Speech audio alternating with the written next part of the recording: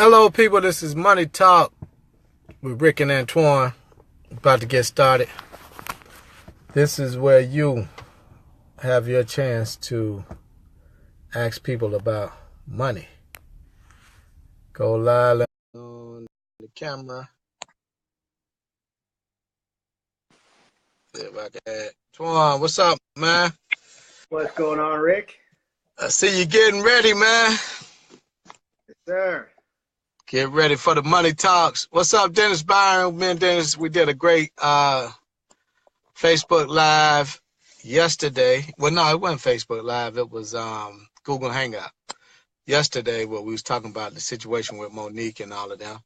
But you know what I'm saying? Y'all please share the link so we can get started, man. Antoine, how's your week been so far, man? It was fantastic. I spent last week in the ATL. We were over there at the Bronner's Church over there on Thursday, and then we were there on Friday at the Black Business Expo at the Civil Rights Museum, and then on Saturday we had the book signing over at Medu's Bookstore at Greenbrier Mall. So it was fantastic, and you were in the house and you were signing, selling those books for them kids. So it was great. Yeah, the Kids Money book, baby. We got it on deck. Y'all go get it at BlackFridayFilmSeries.com. Make sure you go pick one up. I see Joy got her. She doing a thumbs up. Joy, we was looking for you Saturday. Joy was supposed to be at the book signing Saturday too, Antoine, but I don't know. Something happened. She had to go back to Carolina, man. So this is Money Talks where we talk to you about money and we allow you to ask questions about money, where to invest it, where to put it, how to protect it, you know, all the do's and don'ts with money. You know what I mean? So Antoine, take it off if you will. What's the current events this week in the news, man? Like what's going on in the news this week? Well, we have a new Fed chairman, and what's interesting is no one's talking about gas prices and how gas prices are going up. Since Obama took office, gas prices were one place. Now that Trump is in office, they are going steadily up. And no one's talking about it. In fact, when Obama was in office, they used to dang near want to crucify the man about gas prices. Now, no one is talking about gas prices. And we're going to see more of that because gas prices are an indication or an indicator that inflation is on the way up. And so Mm. we're going to start seeing more inflationary pressures in our pocketbooks going forward, especially with this new tax plan that just got passed. We have the, I guess, the wage increase. So people are saying, well, if we make more money, then things will be better. Well, the problem with making more money, meaning corporations paying more money, then what that does in turn is that causes inflation also. So, stock prices come down, inflation goes up. So it can be quite problematic. It's almost like there's a give and take. What you do on one side of the fence affects the other side of the fence.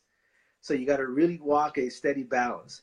So on the financial side, we're in for a roller coaster. You know, Mm. watch those gas. You're seeing prices going up. I mean, the gas prices going up as a result. You'll see inflation because of that, right? Inflation will go. It goes lockstep. Yep, yep. So inflation when President Obama was in office, we had 1% inflation, 2% inflation. Now we're starting to see inflation creep north of 3%. Wow. So historically, long term, inflation is about 4.25%. We've had a long stretch where interest rates were low, and when interest rates are low, that means money is cheap to borrow. The cost of money is cheap. So everybody Mm-hmm. loves it. A house, loan is 4% versus 8%. So everybody likes that. That's a good thing. But eventually, you got to pay the piper. And so now, inflation's going back up, and everybody's going to start squawking because they're going to start saying everything is, too expensive. So you just got to watch for the leading indicators, and gas prices are one of those indicators. Mm. So now, so you're saying that the housing prices will be going up as well, like, from 4% to 8%. Because I know like 4% was real, really, really, really low. So, so we're going from there to like 8% now, right? Is They're that gonna what you're saying? they're gonna creep up. 4%, 4.5%, 5%. It's gonna be a steady incremental change, going higher and higher as time goes by. Back in the '80s, loans were double digits. People were Exactly. 12, 13, 14%. Now you're talking 3 and 4%. So we are going to go back up. How far how far high will interest rates go? Who knows? But they are going to go up. It's going to be more expensive to buy a car. It's going to be more expensive to buy a house. Wow. So yeah, so you better buy your house while they on sale right now. That's You know what it. I'm saying? Houses are pretty much on sale if you live in Atlanta like me. They still on sale a little bit, you know what I'm saying? So you gotta go on and buy your houses while they're on sale, and make sure, that you have something that you own. You know what I'm saying? My new slogan right now is stop crying and start buying, baby. You know what I'm saying? You got to start buying you something. Own something. If you don't Yeah. own nothing, you know what I'm saying? Then shame on you and your family. Like they say, like the guy say in Black Panther, a man who hadn't prepared his family to move on without him has not done a great job. Those are not the exact words, but he says something like that. You know what I'm saying? So so Antoine, how can we prepare each other right now? How can we prepare our kids right now, to leave a legacy, for them? Like, what are some things we should be doing with our money right now?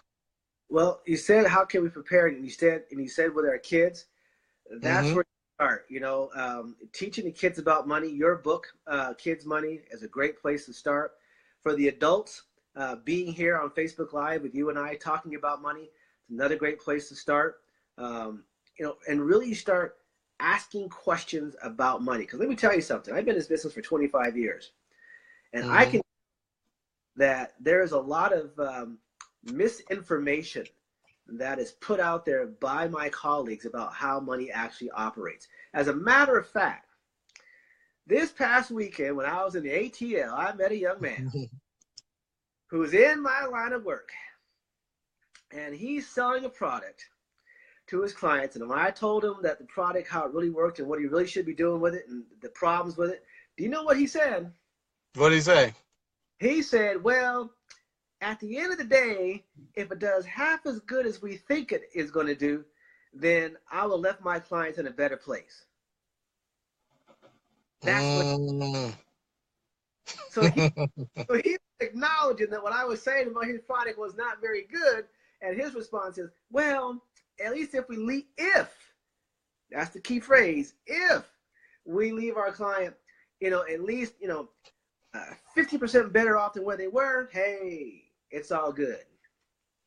Let's see, at the end of the day, that shows that we have to do our homework when it comes to investing, when it comes to buying real estate, whether you're buying residential real estate, whether you're buying commercial real estate. Like, we really have to do our homework and say, hey, is it best that I put this 50 grand over here in this investment? Is it best that I put it over here in this investment? You know what I'm saying? Like, you really got to do your homework nowadays. You really do, and you got and your homework's got to come from somebody who really doesn't have a dog in the fight. Who really knows their stuff, who can really be impartial about the information that they're giving you. That is crucial, because you can get information and it may sound good. Sometimes, let me tell you something. Sometimes I will go to a convention put on by my peers, and they will say stuff in that convention that will have me second guessing myself. Mm. Okay. Like what? What are some things they would say when it comes to money? Now, this is like a finance convention. Like, this is, a convention dealing with finance, and I'm sure it's put on by some of the top people in the Absolutely. game. But what are some things that they will have you guessing about? So, say for instance, I went to this one event in Orlando, and Uh-huh. all nothing but my peers. And this gentleman gets up there. He manages, a $10 billion portfolio, and he's up there saying that the stock market only took 2 years to recover. 2 years from 2000 and the crash of 2008. He said it only took 2 years to recover. I said, 2 years to recover? I said, wait a minute. Didn't it take 5 years, 6 months to recover? That's the data that I knew. And so he had me scratching my head until I thought about what he said. He said recover. What he meant was rebound. Okay. Okay? Now, what's the difference? When the stock market is up here, okay, and when it drops and comes down, that's called the market decline. When it gets to the bottom, it bottoms out. Then it starts to climb back up. Well, what financial advisors do is they will say from the bottom, going back up is what they track, and they call that the recovery. That is not the recovery. That is the rebound. To get to the actual recovery, remember I said it started up here? We go down, go back up, and match and exceed where I started. Anything above that is the recovery. Okay? That took 5 years, 6 months to go from the top, down, back up. He only counted from the bottom to the top. And they said, and by the way, the stock market during the recovery has averaged 22% return. I was like, 20, what are they talking about?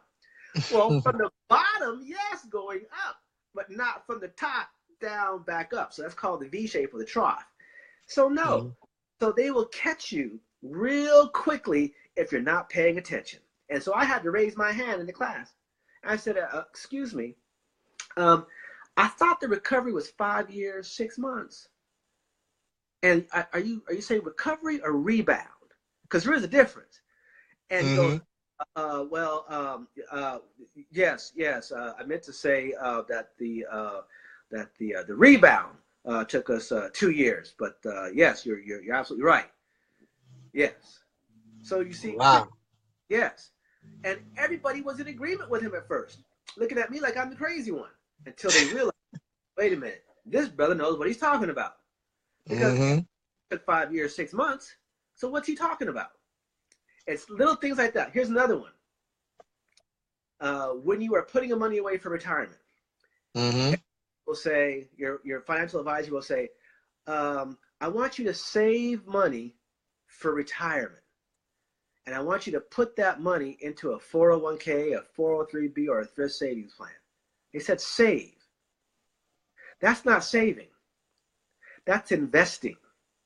And I'm not semantics here. This is actual true definitions. So what happens is savings is where you put money into an account where the principal cannot be lost. It's guaranteed. You'll never lose any money. And investment is where your money is at risk. And we all know that you can lose money in a 401k. So that clearly is not a savings. Yeah, so you gotta be aware of the terminology.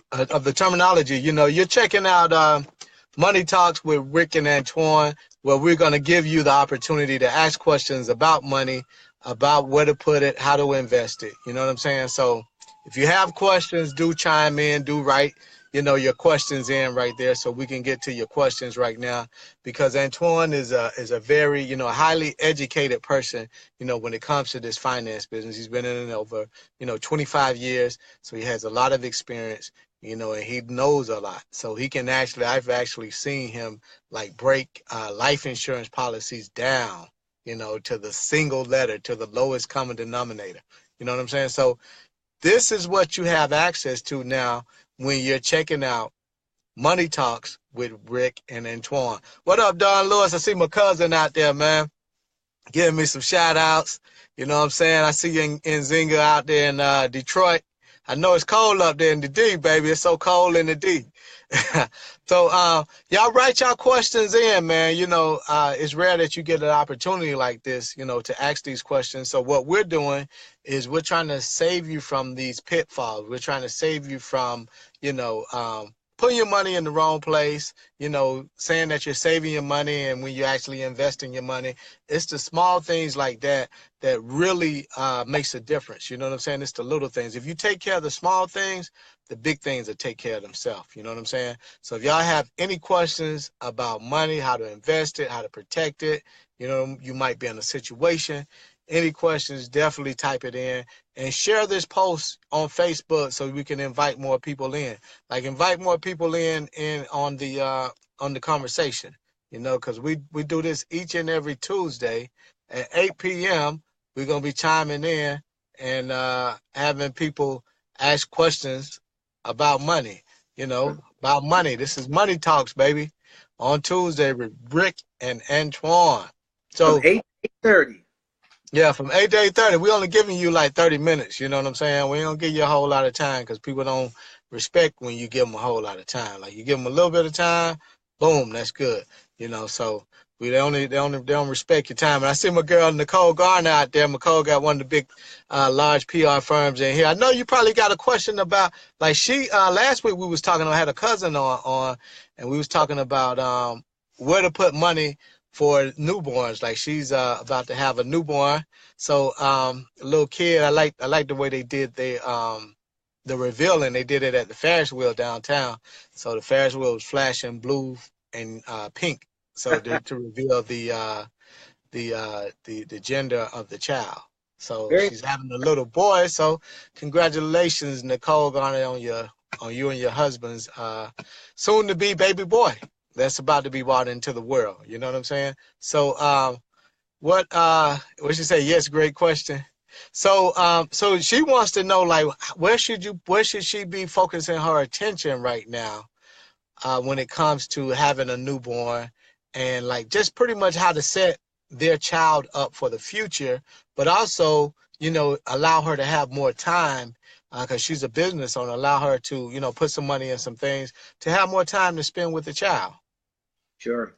Well, the one thing that people in my community will tell you to do is to put money in a 529 plan, a college 529 plan. Not a good idea. The college 529 plan, the money's not guaranteed, number one. Number two, the all-in fees are quite cost prohibitive. And this is something that you need to remember. When you're talking to your financial advisor, don't just ask, what are the fees? Because all they're going to tell you is simply the management fee. What you need to ask is, what are and here's the phrase, the all-in, ALLIN, the all-in fees. That is all encompassing. That includes everything. And when you start asking questions like that, you have just served notice to that advisor that you know what you're talking about.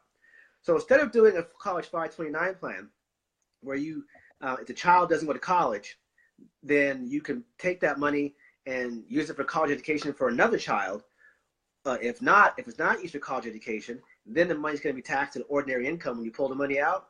Instead of doing that, do a whole life insurance policy. A really good whole life insurance policy. Money's guaranteed. It's fantastic. It's simple. Some whole life policies are a lot better than others. If you have any questions about how they operate, just let me know. I'll show you how it works. But that's really, keep it simple. The KISS method. Just keep it simple. The simpler your plan, the better. If you start doing a lot of complex stuff, that's when stuff starts falling apart. Just keep it simple. That's one of the main things I tell my clients is to keep it simple. And then the other thing, I guess if you are looking at where to put money, what to do, people want to buy stocks, right? So stocks are phenomenal if you know what you're doing. So there are three areas that you need to become very, very proficient in when you're looking at stocks. One, you have to know what a balance sheet is. Two, you have to know what an income statement is.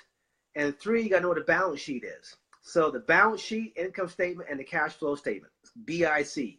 The balance sheet, the income statement, and the cash flow statement. Now, once you know what those things are, then you got to be able to know what those numbers are telling you, because they tell a story. They tell multiple stories and like chapters in a book. So you got to really understand, what those numbers are telling you. And one of the things is, how much debt does a company really have?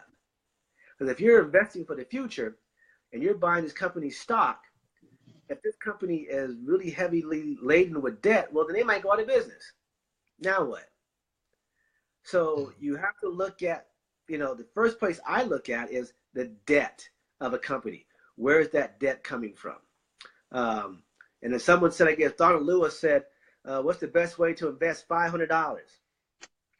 Don, come to my class for $4.95 and I'll show you the best way how to handle your money. In other words, get some education. Learn how to handle the money.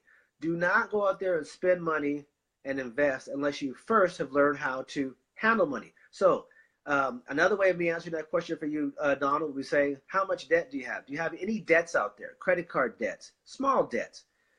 Take that $500 and pay off one of them, because that's a guaranteed rate of return. If your credit card is, 18% and you pay it off, or you just make yourself 18% return by paying it off. So the best thing for you to do is to actually learn how money works. I say learn before you earn, or learn before you burn, either one, okay? But take the time to learn how the money works. Here's something I always ask my clients. Last year, how much money have you invested in finance books? That's a good question. How much money? How much money have you invested in taking a finance class in the last year? When was the last time you ever took a finance class or invested in a finance book? Mm-hmm. Or are you getting everything for free through your friends and what you might read online? Because you get what you pay for. That's the reality. Now, people with money, they will spend upwards of 3 to 5% of their income per year on how to better themselves financially. 3 to 5%. That's a good quote for today. You're checking out Rick and Antoine Money Talks Tuesdays, allowing you to ask questions about money. So that's a quote for today, though. People with money spend at least 3 to 5% of is it their earnings or is it their net? Their earnings? Okay. So people with money spend about 3 to 5% of their earnings on learning how to invest and protect their money. That's awesome. So Nicole says, what are the top 3 books and classes on finances that you would suggest? Yeah, so the first book is going to be Inside the Huddle by yours truly. By Antoine Noah. Okay, that's the first book. That book right there is got a lot of information. It talks about mortgages. It talks about insurance, investments, annuities, Social Security system. That's going to shock people. It talks about network marketing organizations and the truth behind them. Just a wealth of information. That needs to be in your library. The other book is called The Intelligent Investor by Benjamin Graham and Warren Buffett. Now, if you're going to get into the stock market area, that book needs to be your Bible. Okay? It's called The Intelligent Investor by Benjamin Graham and Warren Buffett. Yeah, type it in the comment section too, Antoine, when you finish. Yes. So Benjamin Graham taught Warren Buffett how to invest. That's who Warren Buffett went to. That was Warren Buffett's mentor, is Benjamin Graham. So when you go to the bookstore, look for any books by, it's called The Intelligent Investor by Benjamin Graham, and I'll put that in there, that information in for you. Those 2 books right there are really where you want to start. The third one is get a subscription to the Wall Street Journal. Okay? Start reading the Wall Street Journal. When I was a young kid, there were only 2 parts of any newspaper that I wanted to read: the sports section and the finance section. The rest I could care less about. I want to know who won in the games, and I want to know who was making the money. And just, how these people were making all this money. They're talking about it on the news. I'm like, how are they making all this money? So that's what I did. I would read stories about, takeover barons who are buying out companies left and right, companies who were leveraged buyouts and all this kind of stuff. I was like, this is a whole new world. I want to know about that. So that's what I did. Hey, thanks for typing that in, Nicole. Nicole just typed it in, The Intelligent Investor, Inside the Huddle, and subscribe to the Wall Street Journal. Those are the top three books and then the Kids Money book too for the kids. You know, you got to get that. Gotta But have that. those are the three books that you really should check out. And my man Corey McGee just checked in. He's down there in the Cayman Islands. For those who don't know, that's the financial capital of the Caribbeans. And we'll definitely be taking a trip down there, Antoine. So if you're looking for the offshore accounts, Take Corey it there. McGee can point you in that direction to how to establish that and why that's so important. So we got a few more minutes on here. Like I said, we like to be on time. We like to start on time. We like to end on time. So we got about 5 more minutes. So if y'all have any questions about money, we're going to take those in 5 minutes. In the next 5 minutes, we're also going to give Antoine, a chance to tell the people how to reach him if they have, questions or they want to work with you or, just want to keep up with what you're doing. Sure. So the best place to catch up with me is at stop401k.com. And that is where you can learn how to do learn more about what I'm doing. You'll also learn more about my banking system that I'm teaching, how to become your own personal family banker. That is crucial for people. If you're going to want to learn how to make money, you've got to become your own banker. And I can show you how to take out a loan, how to create money, borrow that money, and when you're borrowing that money, be paid interest on that money that you just borrowed and not have your cash be depleted. So it's a complete banking system using life insurance, whole life insurance, to do that. Now, there are some companies that are using index universal life policies to do the same thing. Bad idea. I'm going to tell you why. Number one, when you're looking at people who are selling these products, you got to ask yourself, how are they compensated? Just a real quick skinny, the index universal life policy pays the insurance agent up to 90% commission, whereas the whole life only pays about 50% commission. So which one do you think they're going to sell the most? The Okay? index life insurance. The index universal life is what they're going to sell no matter what. Okay? And that's the one they say, well, if it only works half as good as advertised, then we've done a good job. Okay?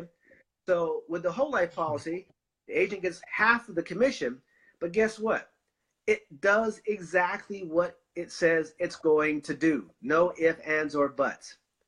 The IUL, the index universal life policy, can't say that. As a matter of fact, what you need to go do, just so you'll know I'm telling you the truth, is read what's called the illustration of the index universal life policy, where it says in it that the numbers shown in here are not likely to occur.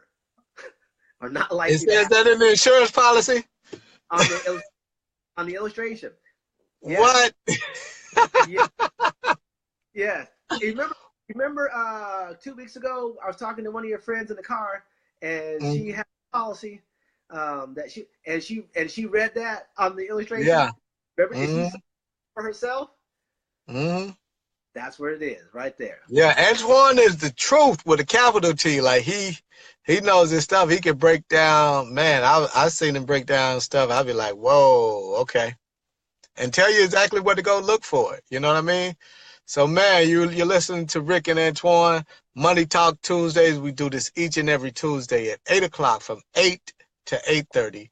We allow you to chime in, ask questions about money, about investments, things like that. Because after the enslavement period, we were never taught about money. We were never taught about finance. We never had a school that, we could go to say, hey, they're going to teach us how to invest. They're going to teach us that money is a tool and how to use money as a tool.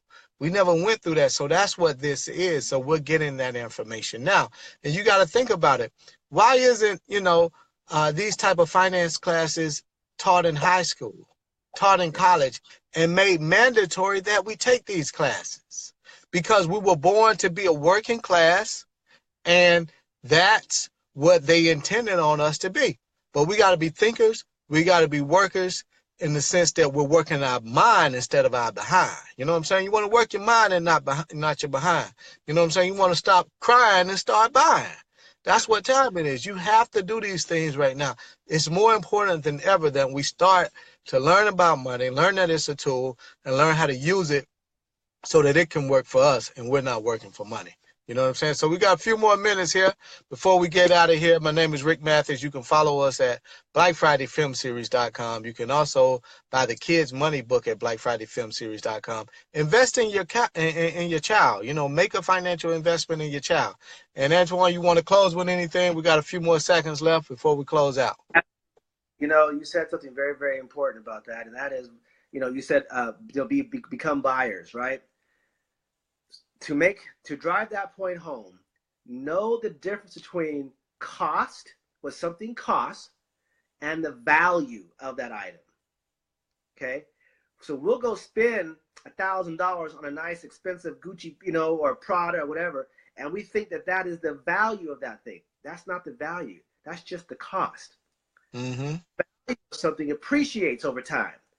So what is the intrinsic value of that item? So we've got to come to a point where we start buying things that are valuable. Mm-hmm. That's what we start doing. And when we start amassing things that are valuable, oh, now we're talking about wealth. Okay, and we can start small. You know, even if you're buying diamonds, okay, that's something that's going to increase in value. Maybe you're buying high-end watches, that increases in value. Okay, as long as you keep everything. So, you know, that's something very, very, very important. So I want you all to reach out to us next Tuesday from 8 to 8:30. Please tell your friends. We want to see questions. So next week, come to us with your questions. You know, you're getting something that is going to be a godsend for many people. So I want to thank you for hanging out with Rick and I. And, you know, we'll see you next Tuesday from 8 o'clock to 8:30.